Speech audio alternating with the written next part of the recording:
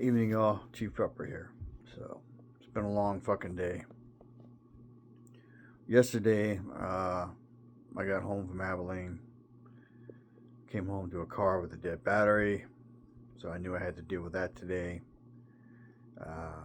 Basically, unloaded my motorcycle, unpacked, parked some stuff. My wife got up to go to work today, and her Jeep was fucking dead again.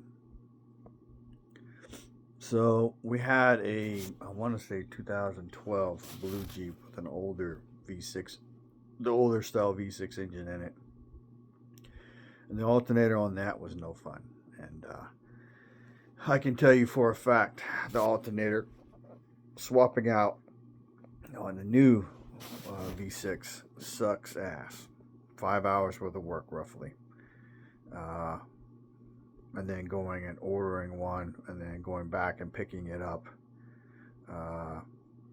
3 trips to the parts store.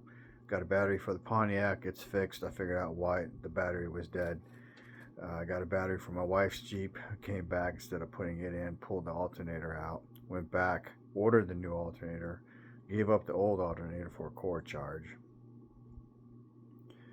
My wife came home, then some shit happened, and then I worked on a plumbing leak that I've had for 2 months now, but I did a temporary fix and it went away for a month and then it came back. So I will probably do another video. Basically, there are 2 valves that shut off water by the water main. One is on the other side of the water meter, which is the city's responsibility. It doesn't work right. And then the one on the house side of the water meter, and all the lines to the house and then in the house are the owner's responsibility. So I've known about the valve on my side of the meter being an issue since the 2021 freeze, when I was trying to fix water leaks and I still had water coming in.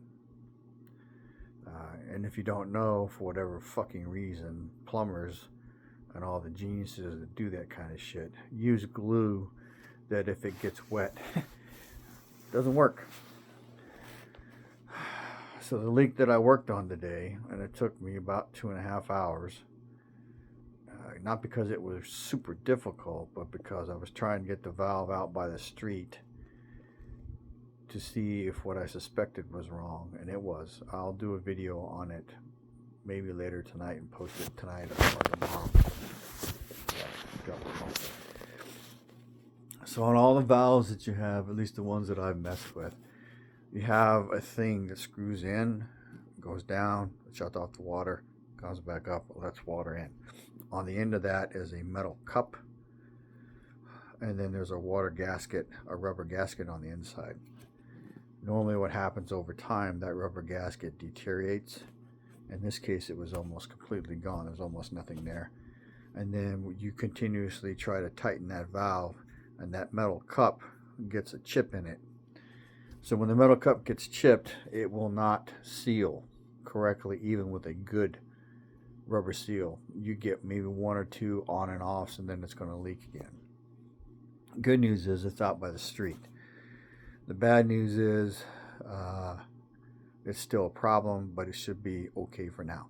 So the other issue is because there was constant pressure, there was water leaking out of the area that I needed to work on. So I was having a hell of a time getting the valve out by the street. I got it out.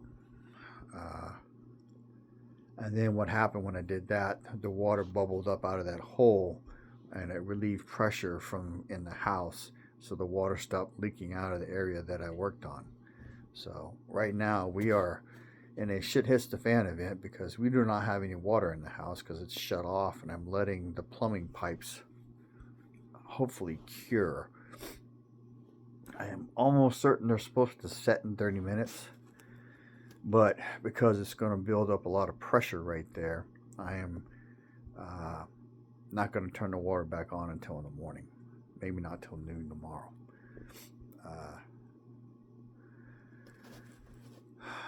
So I'll do a short video of that shit. I'll probably do it tomorrow because I have to put the valve back in. So the other issue is those little rubber gaskets that are flat washers that have a hole in the middle that you put a screw through, then you screw them in place inside. They barely fit inside the metal cup. Those are not easy to find, especially the right size, and everything on this house is old, so a lot of the parts have moved on to new shit. So I was going to go to Lowe's. I don't have too much success there. So instead of going to Lowe's 10 miles opposite the direction of needing to go 25 miles the other way, I just went into Floresville, went to McCoy's, was lucky and found the right flat rubber washer. But when I noticed I was missing something else, and I was lucky because when I got home, it was where the valve was on top of the truck hood. So that should go back together tomorrow. And then some advice based on experience.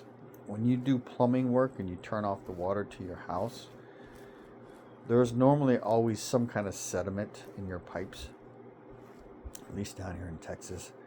So what you have to do, at least what I've been told to do, is take off your strainers on your faucets. All your faucets have a little metal, like whatever thing in there that forms the flow of water. And then you take off, or you open up all your outside faucets, and then you turn on water everywhere, right? And then you let everything run. And then you start from the furthest point from the water main, you start turning this stuff off. And then after you do that, what happens is you start building pressure in your pipes. So why this is important is you need to flush your lines, so you need to force the water to go out your water faucets, because the water faucets have like a 1/4 inch gap. And then you turn all the water off over time, furthest point from your water main, and then the last, like I have 2 spigots on my house, so the last thing I would do is close 2 spigots, and I'll try and flush the lines. And then I'll find out if the work I did today holds. So hopefully tomorrow it won't go fucking shooting across the yard from pressure. And then the water pressure in my house should be improved, because the leak that has been leaking nonstop for a little while, like a constant drip, will hopefully be fixed. So this is an example of how you have a shit hits the fan event, and there's nothing tragic. It's just got a fucking water leak and you need to fix the pipes. So I had water in water bottles. I have water in a jug, and I have water in the igloo containers, so we're okay for potable water. And the jugs that I had filled up, I've already used 3 of them to flush the toilet once. So yeah, that's the advantage of being on a septic tank. So what else? My wife's Jeep has had a start-stop fault light, as in it won't work. And I discovered tonight, she did some research, and then I did some research. The start-stop battery, or the auxiliary battery on her Jeep, is for starting and stopping. So if that battery is bad, it will actually help drain your primary battery. So we just put a battery in her Jeep about 6 weeks ago, and it was dead again this morning. So, or a month ago. So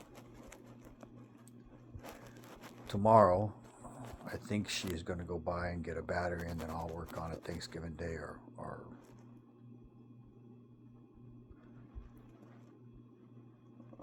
I can't remember. I want to work on it. So,